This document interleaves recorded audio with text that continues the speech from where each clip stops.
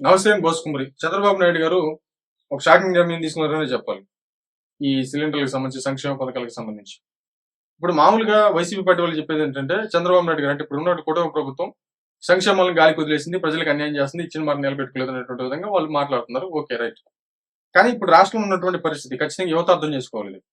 నువ్వు సంక్షేమాన్ని పర్ఫెక్ట్ గా అమలు చేసుకుంటూ వెళ్తే ఏం లేదు, తీసుకొచ్చి పెట్టడం అంతే. ఇక రాష్ట్రంలో అంటే క్యాపిటల్ ఎక్స్‌పెండిచర్స్ ఇవన్నీ ఏం లేవు. అంటే మనకి గిరాస్తులు ఏం లేవు. ఇప్పుడు రాజధాని కట్టారనుకోండి, అది మనకి స్థిరాస్తి. మన రాష్ట్రాన్ని ఇప్పుడు కూడా రాజధానిని చూసుకొని బతికేయొచ్చు. అంటే దాని మీద అప్పులు తెచ్చుకోవచ్చు రకరకాలనమాట. అదే విధంగా కొన్ని కంపెనీలొచ్చేస్తే మనోళ్ళకి ఉద్యోగాలొచ్చేస్తాయి. అట్లా ఎవడు బతుకుతాడు బతుకుతాడు. సంక్షేమం మీద ప్రభుత్వం మీద ఆధారపడాల్సినటువంటి పని ఏం లేదు. కానీ ఇక్కడ పరిస్థితులు ఏమైపోయినాయి? సంక్షేమాన్ని మెయిన్‌గా చేస్తే అభివృద్ధి ఆగిపోతది. కానీ అభివృద్ధి చేస్తూ సంక్షేమాలు చేయాలి. ఇప్పుడు రాష్ట్రంలో ఉన్నటువంటి పరిస్థితి ఇదే. కూటమి ప్రభుత్వం చేస్తుంది అదే. కానీ వైసీపీ పార్టీకి సంబంధించినటువంటి కొంతమంది అర్థం చేసుకోవాల్సినటువంటి విషయం ఇదే. వాళ్ళు అర్థం చేసుకుంటారన్న నమ్మకం కూడా నాకు లేదు. ఎవరికి ఉందో ఏమో లేదో నాకు తెలీదు. నాకైతే లేదు. ఎందుకంటే వాళ్ళు ఖచ్చితంగా దాన్ని రాజకీయం చేయడానికే చూస్తారు.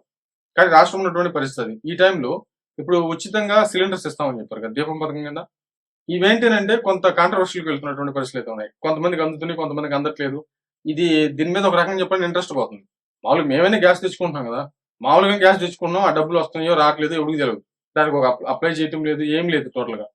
కానీ వాళ్ళని అడిగితే ఏమంటారంటే మీ అకౌంట్‌లో పడిపోతాయి. ఎట్లా పడిపోతాయిరా బాబు అంటే తెలీదు.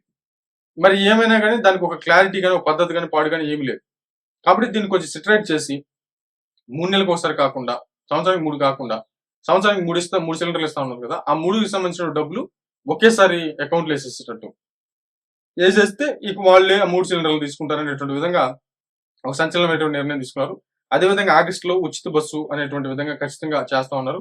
రేపు అకాడమిక్ అంటే ఒక రకంగా చెప్పాలంటే మళ్ళీ విద్యా సంవత్సరం స్టార్ట్ అవ్వగానే మళ్ళీ తల్లికి వందనం అనేటువంటి ప్రోగ్రామ్ స్టార్ట్ చేస్తారు. అంటే ఎంతమంది పిల్లలుంటే అంతమందికి కూడా మరి డబ్బులు ఇచ్చేటువంటి విధంగా అయితే మాత్రం సంక్షేమం చేస్తారనేటువంటి విధంగా అర్థమవుతుంది.